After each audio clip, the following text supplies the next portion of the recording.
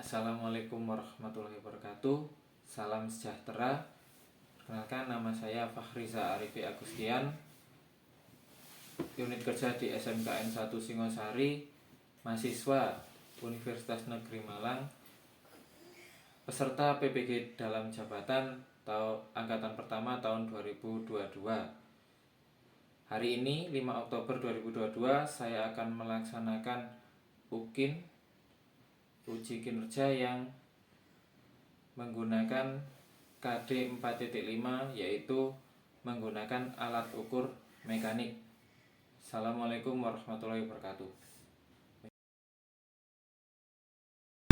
Silakan ketua kelas pimpin berdoa. Di mana dulu siap? Berdoa mulai. Berdoa selesai. Memberi salam.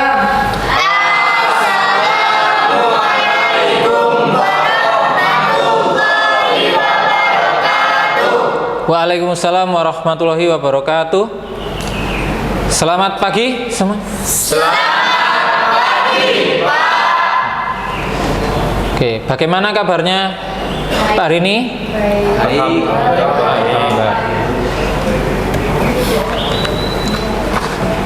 Baik semua ya. Nah, hari ini saya cek dulu absennya. Masuk semua? Nihil. Oke, terima kasih. Nah, kita di sini akan meneruskan pembelajaran yang kemarin, yaitu mengenai alat ukur mekanik, yang mana kita kemarin belajar mengenai bagaimana apakah itu alat ukur presisi dan non presisi, gitu ya. Kemudian bagaimana cara menggunakan jangka sorong dan mikrometer, ya. Sebelum kita mulai lagi, mari kita ingat kembali mengenai alat ukur mekanik presisi, ya, dan non presisi. Untuk alat ukur non presisi apa saja? Contohnya steel rule, kemudian feeler gauge, radius gauge, kemudian apa lagi? Untuk yang mengetahui jenis ulir baut, thread pitch gauge. Nah, terus apa lagi? Feeler gauge tadi sudah. Feeler gauge tadi fungsinya apa? Membuat celah. Mengukur celah, ya betul. Kemudian kita lanjut ke alat ukur mekanik yang presisi. Nah, apa sih yang dimaksud alat ukur presisi kemarin?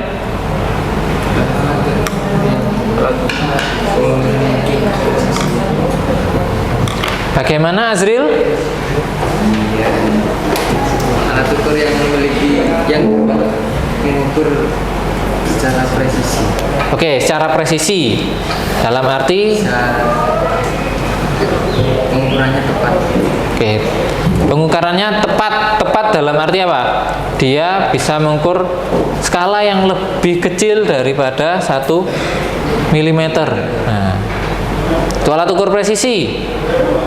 Nah, kemudian ada macam-macam alat ukur presisi yang sering kita gunakan. Apa saja namanya? Vernier, kaliper, dan mikrometer. Nih, vernier, kaliper, dan mikrometer. Yang mana? Vernier? Yang atas apa bawah? Yang atas. Nah, vernier kaliper ketika apa kita gunakan? Ya, ukur diameter. Mikrometer bisa ukur diameter? Bisa ya? Saya mikrometer, untuk mikrometer mengukur diameter luar pakai mikrometer luar. Untuk mengukur diameter dalam pakai mikrometer dalam. Untuk kedalaman mikrometer kedalaman. Loh, sama loh fungsinya ya. Terus kenapa kok ada dua alat ini? Kok nggak jadi satu aja, Pak? Coba ketelitian satu, ketelitian. Kemudian apa? Ada lagi?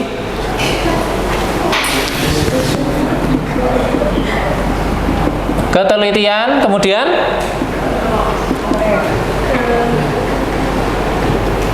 Oke, ketelitian itu keunggulan dari apa? Mikrometer ya. Berarti kenapa kok ada jangka sorong? Nah, lihat fungsinya. Ketika Anda punya mikrometer outside dengan sebuah jangka sorong. Mikrometer outside dia hanya bisa mengukur apa? Diameter luar dengan ukuran hanya 25 mm ya. Sedangkan di jangka sorong, dia sampai ini di gambar ini 17.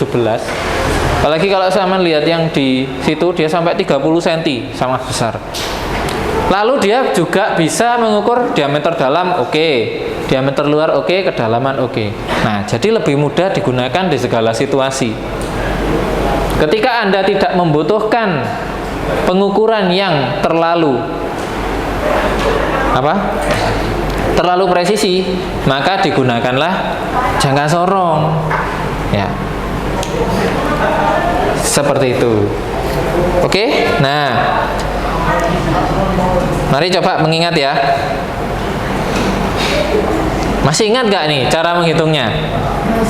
Coba tadi katanya kan menghitungnya lebih gampang ya, lewat jangka sorong. Nah, kelihatan semua? Oke, ada yang bisa menjawab ini? Coba Raffi, sambil yang lain melihat ya. Kita ingat kembali.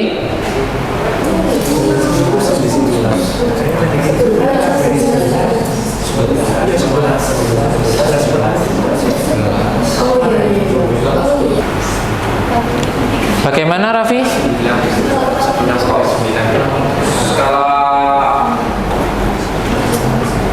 Skala utamanya di angka 11 Pak. Skala utama di angka 11. Skala non-linearnya Kelihatan enggak? Kalau enggak kelihatan, coba saya kasihin. Ya, karena ini tuh sebenarnya mudah ya. Gimana cara lihatnya?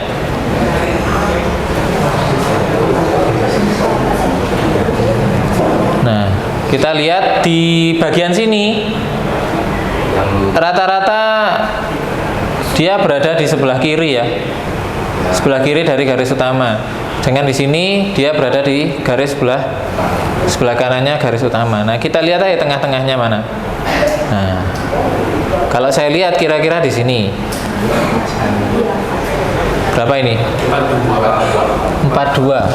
Nah, coba kita lihat hintnya.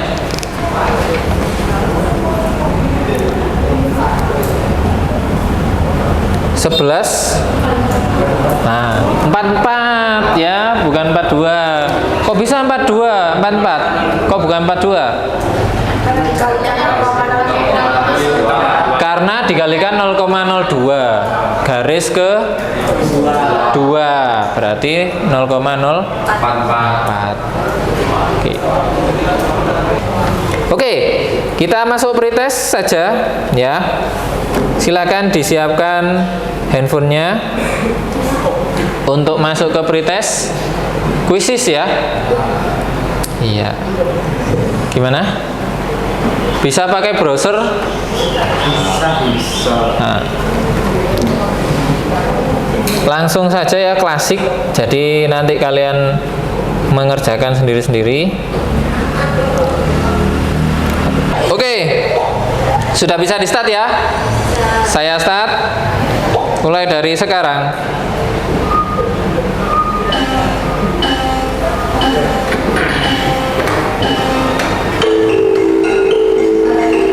Oke.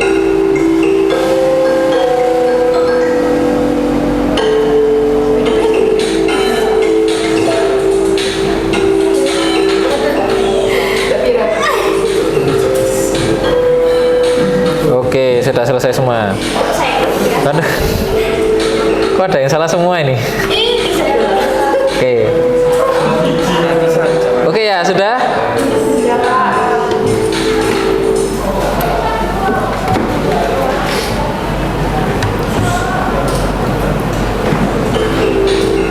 Oke, selamat untuk Azril ya, Yoki, sama siapa ini? Muhammad Aris. Nah, nomor 2. Oke. Kita lihat. Ya, ternyata waduh. Rata-rata banyak yang salah di question nomor 6. Ya, ternyata banyak yang ya Mas Ian ya. Tapi tidak apa-apa. Mari kita pelajari nanti terutama untuk proses ya SOP dari pemakaian kita praktekkan SOP-nya, kemudian cara pengukurannya kita praktekkan ya.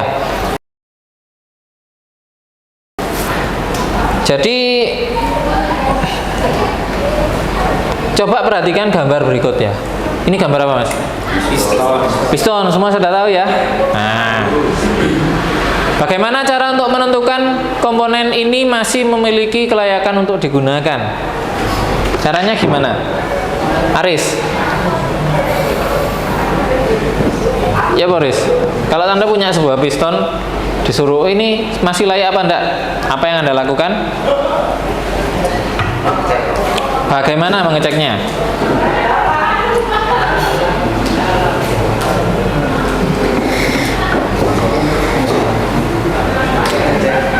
Kondisinya Pak, bisa berkarat atau tidak? Oke, berkarat. Kalau yang hubungannya dengan mapel kita sekarang? Ya, kita ukur ya. Kita ukur aja. Ya, dicek keausan dengan cara gimana? Diukur diameter. Ya. Diameter luarnya. Nah. Kita ukur diameter luarnya. Oke. Kemudian apakah kita sudah bisa mengetahui layak atau tidaknya? Nah, sebenarnya ada satu lagi, yaitu yang pertama, kita harus punya standar dari buku manual ya. Kita punya standarnya dulu, berapa sih harusnya? Itu kita ambil di buku manual. Kemudian langkah pengukurannya harus sesuai SOP ya. Bisa jadi ketika Anda melakukan pengukuran salah ya, ini nilainya karena nilainya ini 3 digit di belakang koma loh Mas ya, 2 sampai 3 digit di belakang koma, artinya 1 mm dibagi 100 ya, sangat mungkin Anda terjadi kesalahan pengukuran, sangat mungkin ya, karena sangat kecilnya ya, rambut aja mungkin tebelnya berapa gitu kan, ini 0,001, padahal untuk piston di atas 0,25 perbedaannya, 0,25 standarnya ya, 0,25 itu berarti 1 mili dibagi 4 itu sudah harus diganti. Nah, istilahnya kalau kita mengenal adalah kita harus bore up itu 0,25. Nah, langkah pengukuran harus sesuai SOP makanya ya. Jadi harus sesuai SOP. Tahu SOP-nya penggunaan jangka sorong dan mikrometer. Nah, sekarang untuk itu kita akan melakukan kerja kelompok ya. Jadi kita akan melakukan sebuah proyek, di mana proyek ini kita membuat sebuah sketsa dari benda kerja di sini. Yang pertama kita akan observasi dulu benda kerja ini, nanti akan saya bagi 5 kelompok. Dengan jumlah segini saya bagi 4 kelompok ya. Nah, saya bagi 4 kelompok berarti satu anggota 4, ada yang 3. Nah, ada yang 3. Oke. Kemudian nanti kalian setelah observasi benda yang diukur, menentukan alat ukur yang tepat yang digunakan. Lalu melaksanakan pengukuran pada benda tersebut, kemudian memberikan ukuran pada gambar sketsa di dalam LKPD. Nah, bisa dimengerti ya. Jadi nanti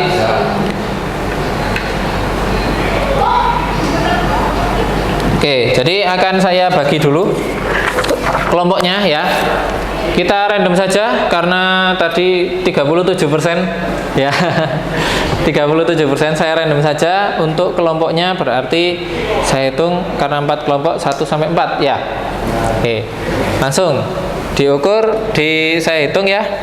Mulai dari Azril.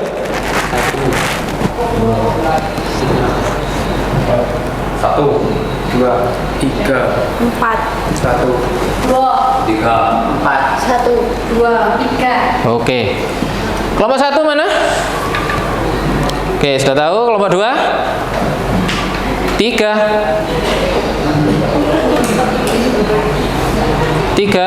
4. Oke, kelompok 4 jumlahnya 3. Oke. Ya, sekarang silahkan sebelum dibagi ya,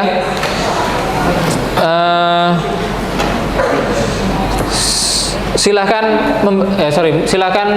bersatu dengan kelompoknya. Oke, silahkan bersatu dengan kelompoknya.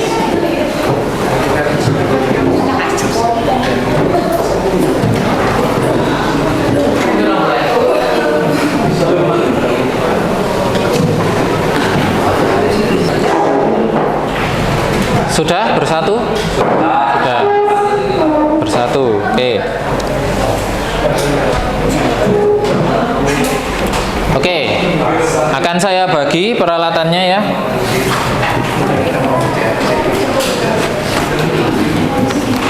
Silahkan jangan dulu. Oke, ya, saya jelaskan lagi, tolong diperhatikan. Langkah-langkah penyelesaiannya, yang pertama kalian akan observasi benda. Ya, sudah dilihat ya bendanya. Kemudian kalian sudah bisa menentukan alat ukurnya yang akan digunakan. Lalu kalian lihat, coba lihat di LKPD-nya. Ya. Kok kurang siji? Ada yang kelebihan? Ya, di situ kalian lihat di atas, karena kita adalah proyek ya, jadi setiap siswa harus punya tugas masing-masing. Yang pertama kalian tulis nama kelompok, ya, nama kelompok di atas dengan tugas tiap individu. Nah, tugasnya apa aja Pak? Nah, kita lihat LKPD-nya. Yang pertama ya, berikutnya langkah-langkahnya pelaksanaan. Ya, ambil komponen, gambarkan sketsa. Sebelum melaksanakan pengukuran, tuliskan prosedur SOP yang benar ketika menggunakan jangka sorong dan mikrometer. Jadi, tolong kalian sebelum menggunakan harus mencari tahu SOP yang benar untuk menggunakan alat tersebut. Jadi, contoh nomor 1, Aris tugasnya mencari SOP jangka sorong. Nah, contoh seperti itu. Nah, nanti seperti itu. Untuk yang kemudian laksanakan pengukuran. Pengukuran jelas ada yang bertugas mengukur dan ada yang bertugas untuk menggambar. Ya, membuat sketsanya. Nah, itu yang kalian kerjakan. Lalu di terakhir nanti ketika ada, tuliskan kesulitan dalam pengukuran komponennya.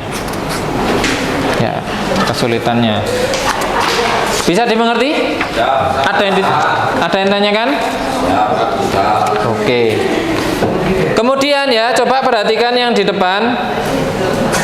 Ya, nanti buat jadwal dan tugas dan bagi tugas begitu ya tadi. Lalu oke, sekarang kalian buat, tulis nama, kemudian tuliskan tugas masing-masing individu. Silahkan ditulis di LKPD masing-masing. Ya. Oke. Sudah selesai? Sudah menuliskan tugasnya? Sudah. Kemudian setelah itu, nah, kita kerjakan LKPD kita masing-masing ya. Jadi silahkan dikerjakan sesuai dengan job deskripsi yang sudah ditentukan di awal tadi. Untuk pengerjaan saya tentukan 20 menit bisa ya?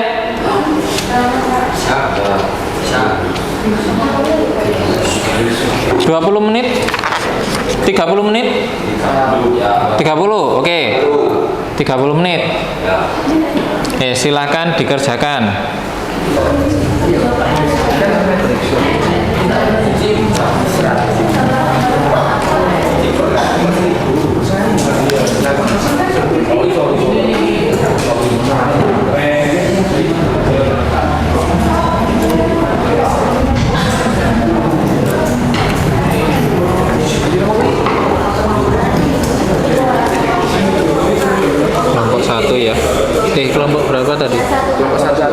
1.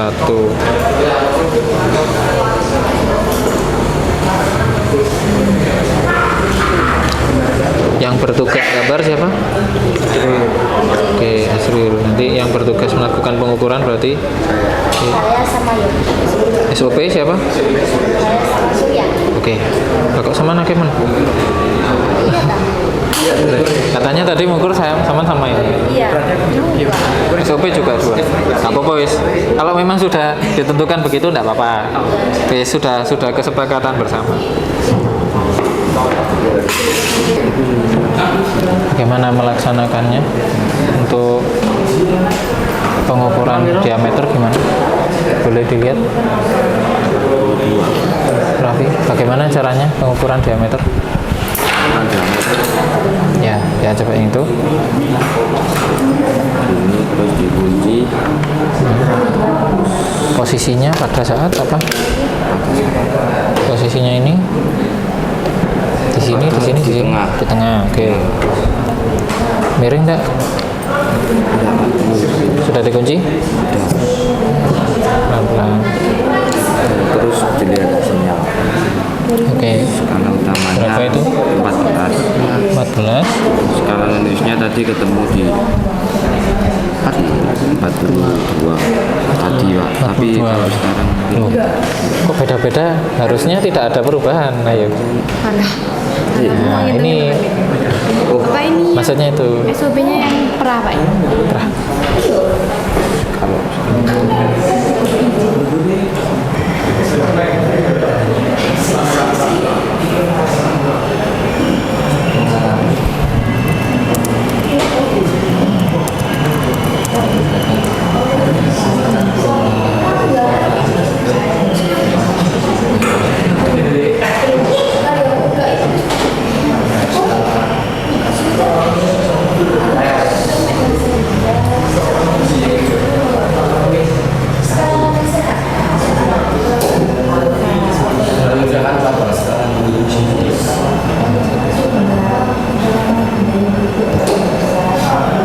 Kelompok 4 sudah selesai gambarnya.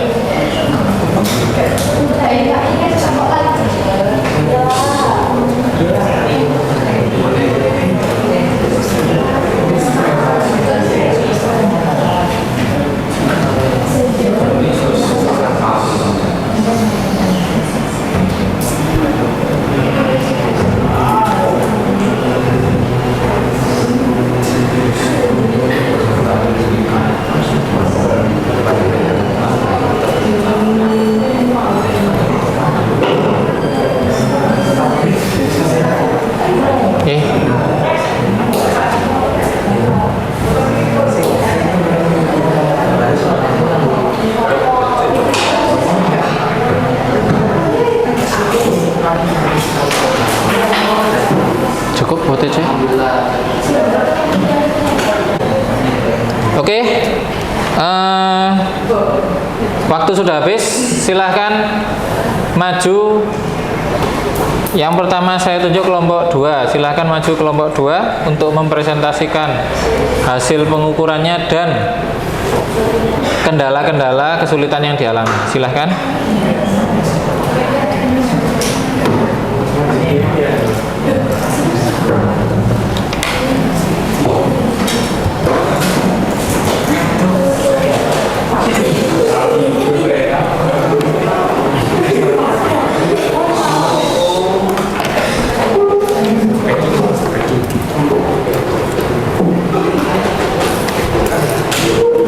Assalamualaikum warahmatullahi wabarakatuh.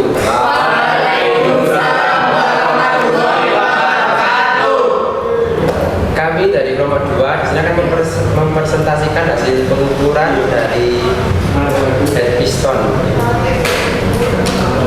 Sebelum itu saya akan membacakan jawaban dari SOP jangka sorong. Yang pertama adalah kalibrasi, yang kedua pengecekan, yang ketiga mengukur diameter luar. Mengukur diameter luar dibagi beberapa langkah. Yang pertama menggeser rahang geser atau rahang sorong. Yang kedua letakkan benda yang akan diukur di antara kedua rahang. Yang ketiga geser rahang ke arah kiri sedemikian rupa sehingga benda yang diukur terjepit menggunakan pengunci oleh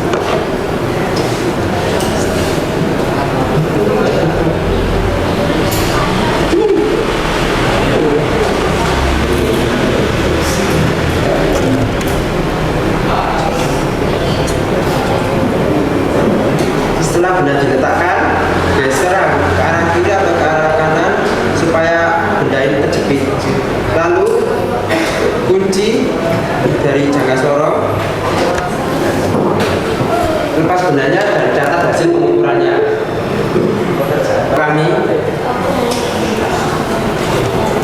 Untuk diameter luarnya yaitu skala utamanya 103.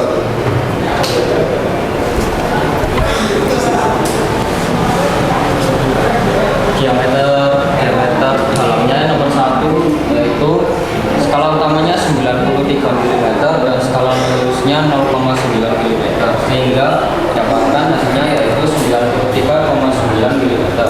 Kemudian nomor 2 yaitu diameter luar, yaitu skala utamanya 134 mm, skala noniusnya 0,74 mm, sehingga dapat dihasilkan jumlahnya 134,74 mm.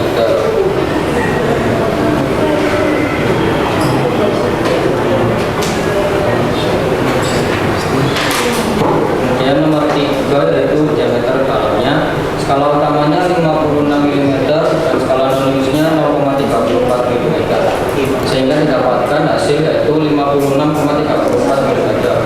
Kemudian nomor 4 yaitu untuk panjang ini piston, yaitu skala utamanya 137 mm dan skala noniusnya 0,46 mm, sehingga didapatkan hasil 137,46 mm.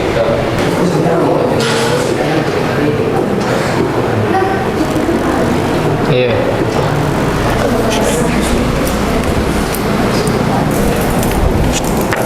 Kalau setelah dipakai apakah harus dikalibrasi lagi? Bisa menjawab, kalau setelah dipakai itu dianjurkan bisa dikalibrasi lagi supaya nanti mengecek apakah habis digunakan ini verniernya rusak atau tidak. Baik, terima kasih.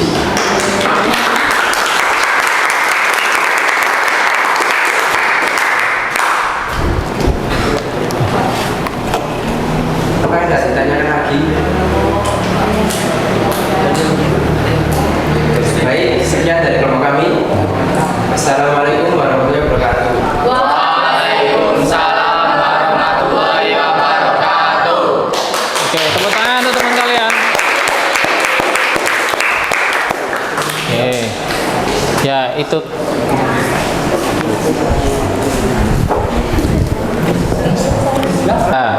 Nah, tapi ketika akan mengukur di bagian tengah, bagian sini ya. Nah, bagian tengah sini, bisakah menggunakan jangka sorong? Ini diameternya yang bagian tengah sini. Bagaimana? Bisa tidak? Silakan dicoba. Bisa tidak? Bagian tengah ya.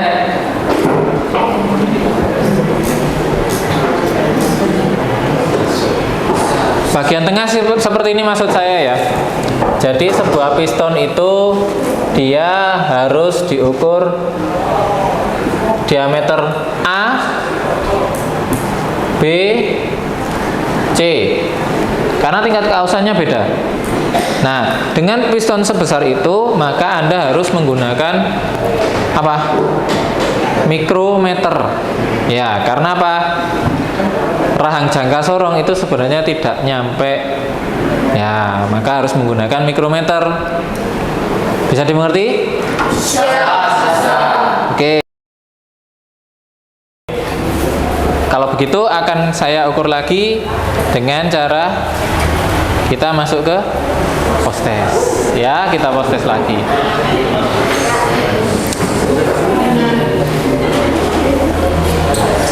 Nah, ya, post test silahkan siapkan handphonenya.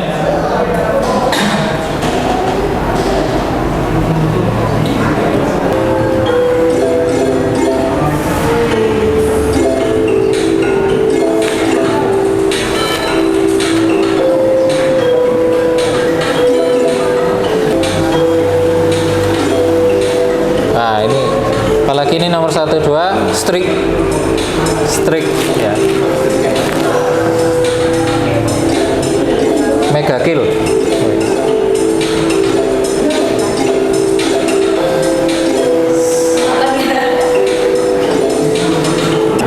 Nah, kita lihat yang tertinggi adalah Raffi nomor 3. Raffi Syarial, tepuk tangan. Ya, wes hebat sekali. Kita lihat total skor ya 89% akurasinya, dengan beberapa orang 100% berhasil. Nah, kita lihat nih. Oke, kesulitan masih di pertanyaan pertama. Mungkin kita review ya sebentar. Pertanyaan pertama, setiap satu kali putaran penuh pada skala timbal mikrometer menunjukkan gerakan sepanjang 0,5 ya, karena pada skala timbal dia ada berapa garis? 50 garis. Oke, selamat untuk kelas ini ya, post testnya ya. Tepuk tangan untuk kita semua.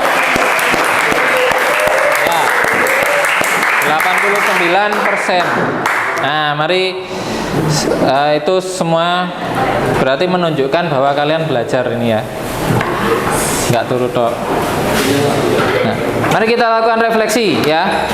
Apa yang Anda dapat dari pembelajaran hari ini? Cara mengkalibrasi. Nah, cara menggunakan alat ukur sesuai SOP ya.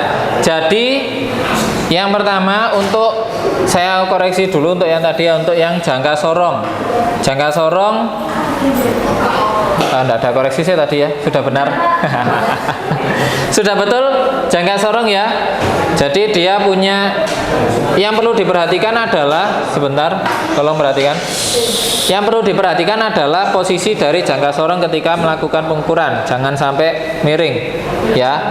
Kalian lihat di gambarnya kotak itu ada bawah 4 itu ya, supaya tidak miring. Yang kedua, untuk mikrometer, coba mikrometer 1 ya. Untuk mikrometer nah ini penyimpanannya salah ya. Mikrometer, benda Anda tempelkan pada anvil ya. Ini anvil, ini spindle, tempelkan pada anvil. Kemudian setelah ditempelkan,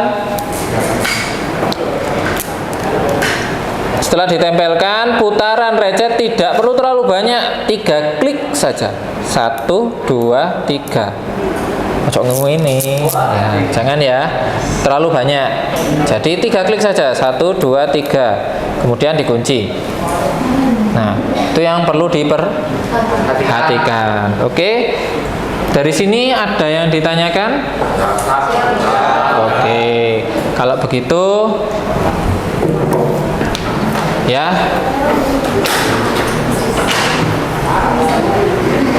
kalau begitu karena tidak ada yang remedi ya, 89%, maka next time kita bisa lanjut ke materi berikutnya, yaitu, ada yang tahu apa ini?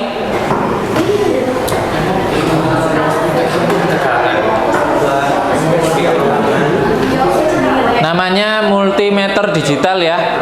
Nah, untuk apa? Tegangan saja, hambatan dan arus. Nah, ini sudah pinter-pinter nih. Nah, minggu depan kita lanjutkan untuk alat ukur listrik.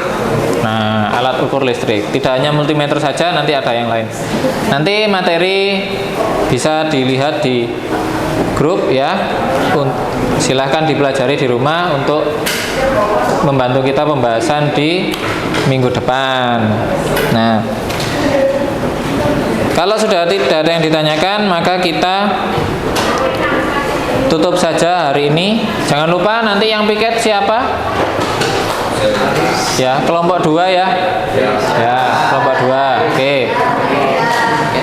Oke, silahkan ditutup ketua kelas. Berdoa mulai. Berdoa selesai. Memberi salam. Assalamualaikum warahmatullahi